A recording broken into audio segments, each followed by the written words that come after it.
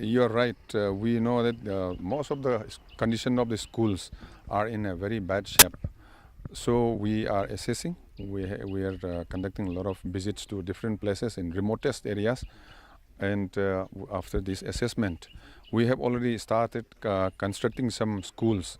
Teachers who are already posted and who could not attend the school regularly, and also who did not, even produce a student, will be taken. Action will be taken against those teachers.